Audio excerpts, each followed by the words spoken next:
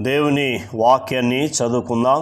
Mark సువార్త 1వ అధ్యాయము 35 నుండి 39 వరకు చదువుకుందాం. ఆయన పెందల కాడనే లేచి ఇంకను చాలా చీకటి ఉండగానే బయలుదేరి అరణ్య ప్రదేశమునకు వెళ్ళి అక్కడ ప్రార్థన చేయుచుండెను. సీమోనును అతనితో కూడా ఉన్నవారును ఆయనను వెతుకుచూ వెళ్ళి ఆయనను కనుగొని, అందరూ నిన్ను వెతుకుచున్నారని ఆయనతో చెప్పగా, ఆయన ఇతర సమీప గ్రామములోనూ నేను ప్రకటించున్నట్లు వెళుదాము రండి, ఇందు నిమిత్తమే కదా నేను బయలుదేరి వచ్చితినని వారితో చెప్పెను.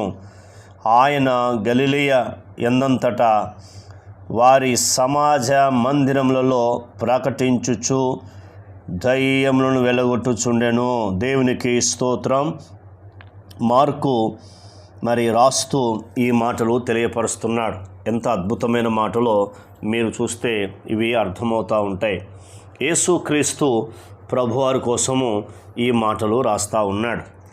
నిజంగా చూడండి, పెందల కాడనే లేచి ఇంకా చాలా చీకటి ఉండగానే బయలుదేరి అరణ్య ప్రదేశంలో అక్కడికి వెళ్ళి ప్రార్థన చేయుచుండెను. దేవునికి స్తోత్రం. నిజంగా చూడు, తండ్రి ఆయన్నే, కుమారుడు ఆయన్నే, పరిశుద్ధాత్ముడు ఆయన్నే. కాబట్టి భూమి మీద ఆయన పెందలక లేచి ప్రార్థన చేయడం ఇష్టపడుతూ ఉన్నాడు. తండ్రి సన్నిధానంలో కూర్చుంటున్నాడు. తండ్రి యొక్క సన్నిధానంలో కూర్చొని ఏ ప్రాంతం వెళ్ళాలి, ఏ ప్రదేశం వెళ్ళాలి, ఏ కుటుంబాన్ని దర్శించాలి, ఎవరిని దర్శించాలని తండ్రి సన్నిధిలో కూర్చొని అడుగుతూ ఉన్నాడు. ఏకాంతంగా ప్రార్థన చేస్తున్నాడు. యేసుక్రీస్తు ప్రభువారు ఎక్కువగా వ్యక్తిగతంగా ప్రార్థన చేశాడు. నీవు కూడా దేవునితో వ్యక్తిగతంగా ఎక్కువ సహవాసము చేయాలి. ఎందుకో తెలుసా? ఎంత ప్రార్థన చేస్తావో నీ ప్రార్థన బట్టి నీ కుటుంబంలో అలాంటి ప్రార్థన పరులు, ప్రార్థన వీరులు తయారవుతారు. నీవే ఒక యజమానుడిగా, యజమానురాలుగా ఉంటున్న నీవు, ఒక తల్లిగా, తండ్రిగా ఉంటున్న నీవు ఎక్కువ ప్రార్థన చేయకపోతే నీ పిల్లలు, నీ కుటుంబ సభ్యులు ప్రార్థన చేయరు. ఈ దినాల్లో క్రైస్తవ కుటుంబాలలో ప్రార్థన ఏమైపోతుంది? కరువైపోతుంది. హంగామా, ఆర్భాటనలు ఎక్కువైపోతున్నాయి. అందుకే సమస్యలు, వ్యాధులు, పేదరికాలు ఇవన్నీ వస్తూ ఉన్నాయి. వాటిని మనం జయించాలంటే మనం చీకటితోనే లేవాలి. గుర్తుంచుకోండి. నీకు ఏ శ్రమలైతే ఉన్నాయో, ఏ బాధలైతే ఉన్నాయో, ఏ కష్టాలైతే ఉన్నాయో, ఎక్కడైతే నిందించబడుతున్నావో, ఎక్కడైతే గాయపరచబడుతున్నావో, ఎక్కడైతే అవమానపరచబడుతున్నావో ఇవన్నీ చూడకు. వాటిని చూస్తే కృంగిపోతావు, బలహీనుడిగా బలహీనురాలు అవుతావు, నిరుత్సాహపడతావు. వాటి వల్ల నీకు ప్రయోజనం లేదు. ఇంకా నీ బాధలు, నీ శ్రమలు పెరుగుతాయి. నీవు చీకటితో లేవడం నేర్చుకో. చీకటితో లేవడం నేర్చుకొని దేవుని సన్నిధానంలో కూర్చొని ఏకాంతంగా, ప్రశాంతంగా ఆయన సన్నిధానంలో కూర్చొని ఒక 2 గంటలు, ఒక 3 గంటలు వ్యక్తిగతంగా ఆయనతో పెనుగులాడుము. యాకోబు రాత్రంతా పెనుగులాడాడు. నీవు నన్ను ఆశీర్వదిస్తేనే తప్ప నేను వదిలిపెట్టను అన్నాడు. దానియేలు రాత్రంతా తన స్నేహితులు దేవుని సన్నిధానంలో కూర్చొని పెనుగులాడారు. దేవుడు ఆ యొక్క కళను, దాని భావమును దేవుడు బయలుపరిచాడు.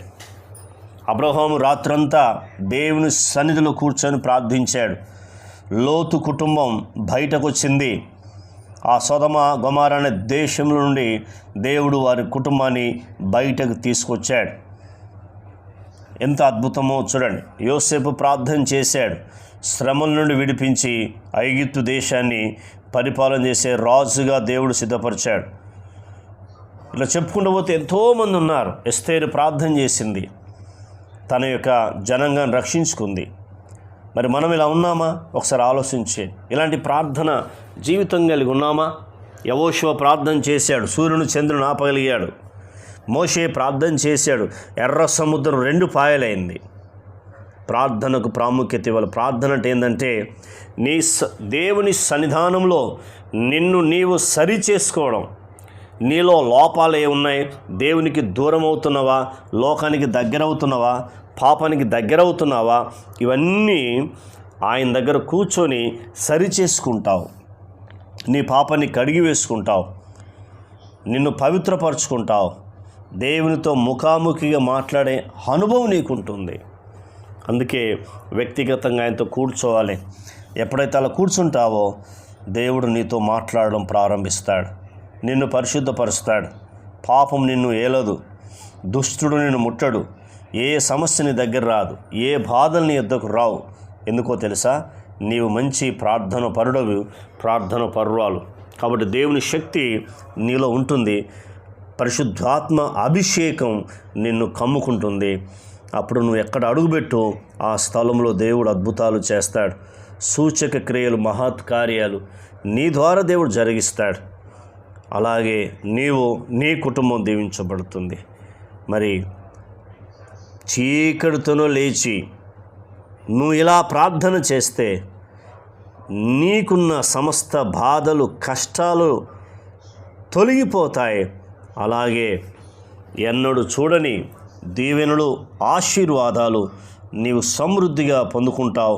అలాగనే అనేకులకు ఆశీర్వదకరంగా, దేవునికి మహిమకరంగా ఉండే కృపను దేవుడు అనుగ్రహిస్తాడు. ప్రార్థన. కన్న తండ్రి, నీకు వందనాలు. విన్న మాటలు దుష్టెత్తుకుపోకుండా సహాయం చేయండి.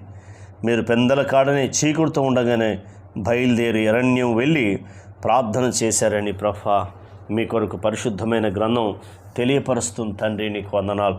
మరి మేము కూడా తండ్రి చీకటితో లేచి ప్రార్థించే కృపను మాకు దయచేయమని అడుగుతున్నాం తండ్రి, నీకు వందనాలు.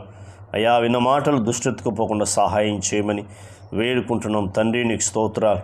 ఎంతోమంది భక్తులు, భక్తురాళ్ళు ప్రభు ఏ రీతి వారు ప్రార్థన చేశారు, వారి ప్రార్థనకు మీరు జవాబిచ్చి వారి ద్వారా అద్భుతాలు, సూచక క్రియలు, మహత్కార్యాలు ఎలా జరిగించావో మాతో మాట్లాడావు.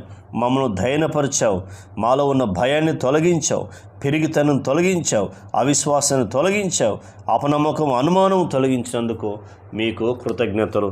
ఈ ప్రార్థన ద్వారా అద్భుతములు జరుగునుగాక, అనేకులకు సంపూర్ణమైన స్వస్థత కలుగునుగాక, ఆర్థిక ఇబ్బందుల నుంచి విడుదల కలుగునుగాక, మీ ఆశీర్వాదం వారికి సమృద్ధిగా వచ్చునుగాక, శాంతి సమాధానం కలుగునుగాక, మా దేశంలో గొప్ప ఉజ్జీవం రగులునుగాక, ఆత్మలు రక్షించబడునుగాక, సంఘములు నింపబడునుగాక అని అడుగుచు మా ప్రార్థన విని జవాబిచ్చినందుకు కృతజ్ఞతలు. యేసు నామంలో పొంది ఉన్నాం తండ్రి. ఆమెన్. దేవుడు దీవించి ఆశీర్వించునుగాక. ఆమెన్.